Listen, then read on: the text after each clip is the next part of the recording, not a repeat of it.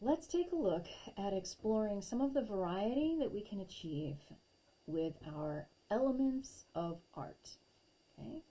We've gone over these: line, shape, color, value, texture, space, and form. So we have 7. And we're going to do this exercise on one of your large sketchbook pages. Now, a sketchbook page is almost 13 inches. And we want to have 7 more or less even spaces so that we can experiment with each of these. So we're looking at just under 2 inches for each of these. Now, take a moment and mark off your rough estimation of what that might look like so that you can create some even lines. 2, 3, 4, 5, 6, and 7. So roughly there.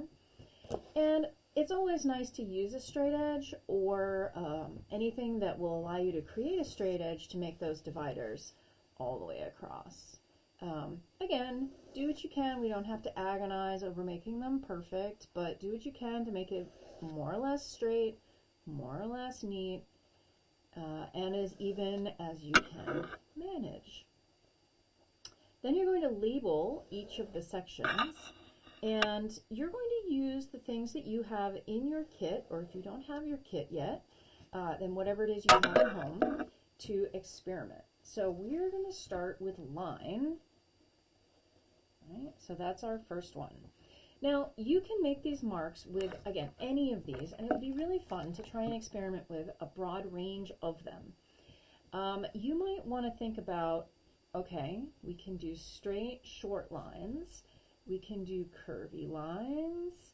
We can do lines that are kind of squiggly. We can do, there we go. You can do lines that are maybe thicker and maybe have a little variety in them from the edge of your pencil. What happens if we pull out, for example, we have these nice graphite sticks in your kit. What happens if we do that and maybe we use the edge of it to create a line that has some width and some variety? Who knows? What can you do to create a variety of lines within this space? And again, some will be wider texture, shorter, straight, angular. Like, what are the adjectives that you might apply for that? Then we can think about shape. And again, if you are thinking to yourself, well, I have all these pencils, why don't I use some of those? Or if you wanted to use some of the pens, you could also work with pens if you want to. And you could start with some of the sort of basic geometry shapes, right? We know those are the sort of starting points of all of this. What happens if we think about some of the things that we can do that might have a little more organic components to them? And then maybe you can think about, one of the things you can do with shape is you can create some random shapes, right? Just by experimenting. And all of a sudden, we can accentuate a shape. Here, there's a shape, right? And I wouldn't have come up with that shape without embracing the sort of randomness that was happening with the drawing that I was doing. Same thing here. Maybe here's another shape that I can play with. And maybe that makes me think, oh right, triangles. Triangles can also be diamonds. So I put another one sort of over in the geometry area. What can you do with shape to experiment here? Then we can take a look at what's next. Color.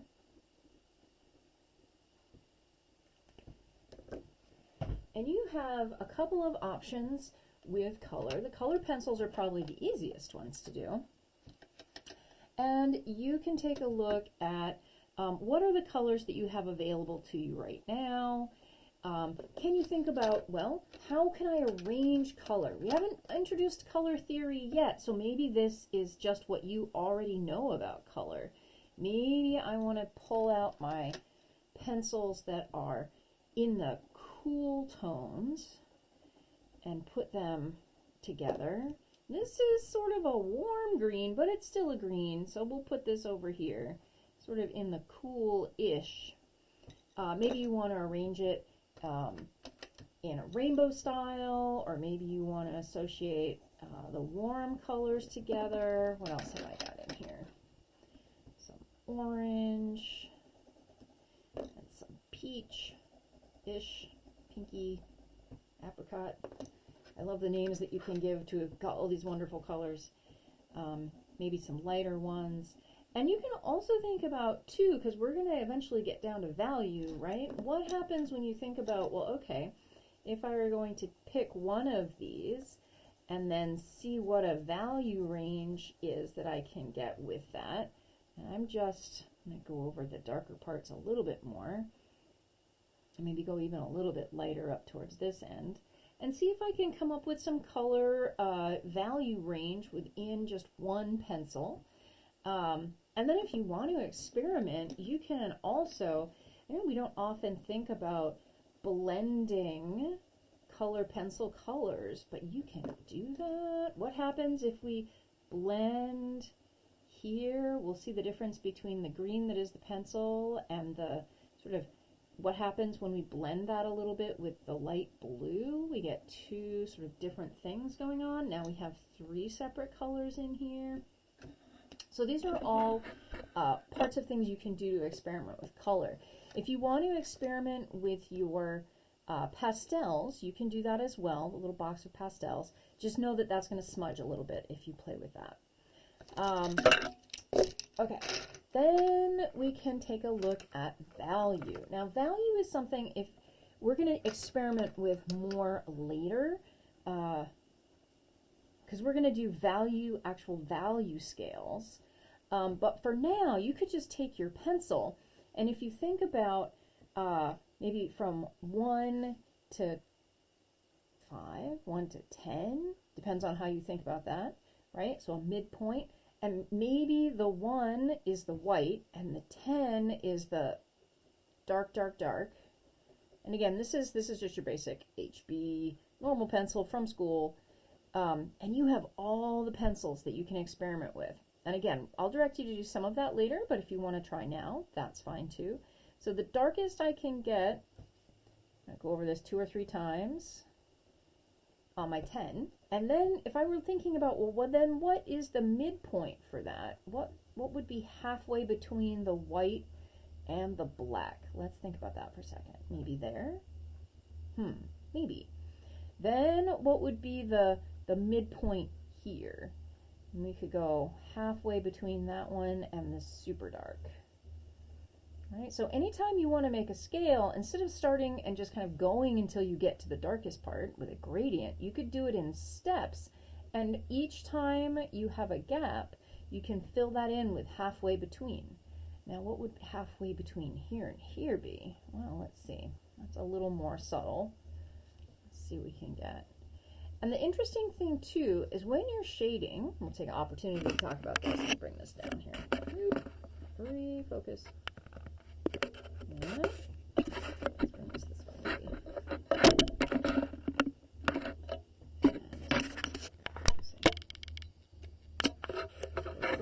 There we go. You can, you might have texture, like paper texture, right? If you change the direction the pencil goes, mark is being laid down, you will be able to fill in some of those. And the sharper your pencil, the more your pencil can get down into those textures. So we can maybe make that a little bit darker, and that's still really dark. And then this is going to be in between those two, maybe. Also pressing a little bit harder. But we can see how now we have some steps along there. Now if we're going to go this direction, what's halfway this way? And how are we going to, whoops, bring that down this way. Make that a little bit lighter than what's in the middle. Is that any lighter? I don't know that that's any lighter. How would we make that lighter? Maybe we could go in and we could take some of that out a little bit. And we could go over that.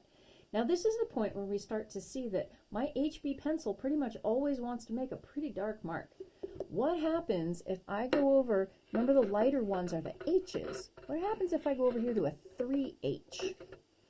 And I decide, let's start that over again, that my 3H is going to be in here, and maybe that's lighter, a light touch. Maybe I can do 2 layers. That feels lighter than this does, right? So part of that's amount of graphite, some of it's pressure, and some of it is just the nature of the hardness of the graphite, right? So I'm going to still use this 3H and then go halfway between here. See how that goes. And then I'm going to see if I can get even lighter here. And I feel like I haven't done enough of a gradient on the light end. Like I could fit in a couple of lighter steps in here. Maybe my 5 was already too dark. So interestingly enough, you could grab a tortillon, one of the little white sticks in your thing here, and you could either use your eraser a little bit. You could go in, you could smudge. Usually this will take up some of the graphite, right? Gets it onto the paper, so it makes it a little bit lighter. And then we can make these a little bit lighter as well. Smudge those in some. And maybe our 1 ends up being down here. So we have an extra step, right? So you can see how things could have a few more steps in between, right? Ish. So play with value a little bit. And we're going to do, again, more of that later. So just get a sense of it for one scale with graphite, and you'll be set. Next, we have texture.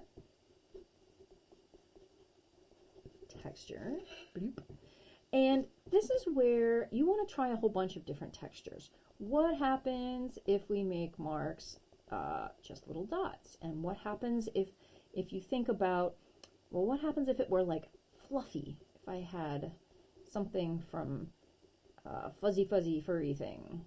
And what happens if I wanted something like sharp and angular and feeling broken? What would that be?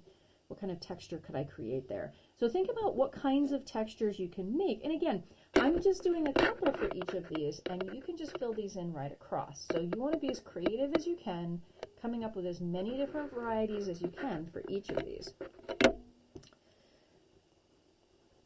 We're going to come back to space in just a second. Form is 3-dimensionality, right? So what ways do you already know, because we'll talk about more later, to make something look 3-dimensional? I bet you know how to make a cube, right? Now, some people make cubes by putting 2 together like this and then drawing the corners down. And I always find it interesting that we have a tendency to draw them in the same orientation all the time. So what happens if you do it the other way and it looks like you're looking at it from a different direction? And what happens if we do this without being able to see the other lines, right? What happens if we take, say, this part and we just draw it like a book, and then we make this line match this line and bring it across, and all of a sudden we have a little bit wobbly here. Boop, let's bring that straight down. Another box. Now, form and boxes. Okay, we've done this forever. What happens if we want to work with a pyramid? What happens if we want to work with a teardrop? Oh wait, that becomes harder because you can't just like draw more roundness. How does that work? Oh wait, maybe, right? We can play with shading. And how does shading work?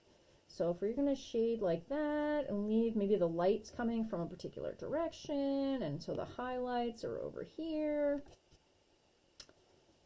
and it gets darker as it goes down towards this area, and this starts to look 3-dimensional.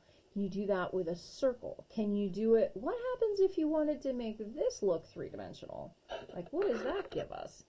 we could do all kinds of things. One of the ways you can make these look three-dimensional is to play with what edges you see in a form. So this has been like extruded, right? You pull it out and give it thickness. Maybe it's something lumpier. What does that look like? How do you create three-dimensionality from shapes in terms of creating form? You can think about what happens if you shade it, what happens if you add additional surfaces, what happens if you add a surface that it's sitting on and it has a shadow. How would that work? And you could do it with anything. You could do it with a tree. How do we make a tree look like it's three-dimensional, right? Same thing. Like maybe we add a little bit of shady texture and the light's coming from there and the tree's casting a shadow here and we've got some branches and things coming off. How does that work? How do you make this look three-dimensional as opposed to like a lollipop, right? So something like that. So play with form down here and see what you get. Now let's go back to space for a second, because we have positive space and negative space. So if we were thinking about space and maybe this thing has holes in it, I have positive space and negative space, right? So you could think about creating a series of, and you can play with overlap, right? We talked about maybe if things are in front of or behind, and let me add a couple this way. Okay, so this maybe we want to play with, and I'll put some holes in here because we can. A hole here. So maybe this one, and this might be easier to do with some color, right? Let's play. Because you can use, you don't need the colored pencils only on the color section. You can use these anywhere. So let's say this is my red surface, and then I'm looking through the red surface onto a blue surface. So maybe this is my blue surface, and oops, I can see the blue through here. So that starts to create a sense of space and depth, right, through overlap. What can we see? And if we look at this one, maybe this one's going to be my green surface. And my green surface, there's also a hole there. So there's another, like, how are we engaging that? So there's another way, and you can sort of take that to its next level. You could also think about how do you create space. Remember we talked about in a full-on composition, we want to think about a foreground, right? And maybe a middle ground. So maybe we have whole bunches of like flowers and grasses and like fun things. And then a middle ground is maybe the horizon line, right? And we'll put some more flowers in here because I like flowers. And maybe a background. So the background might be the sort of mountain range. I know it's an easy thing to sort of toss in there. Just like when we were looking at the little village in Van Gogh's Starry Night, right? So there are some options. We got mountains. We'll make the mountain taller. How's that? And again, this is just the rudimentary representation of a foreground, a middle ground, and a background. Right? And then you could talk about, we talked about, again, positive and negative space. We talked about the options for things like if you were going to do branches on a tree and maybe you have positive space and there are some negative space areas, then that's where the sky might be coming through, right? So the sky might be the negative space for some other things. How else can you think about space? So that's what you want to do. Let's start with that. And maybe it will take you maybe half an hour to do this full page. And then we can go from there. So give it a shot. Again, these are just the elements of art, right? So the 7 elements of art.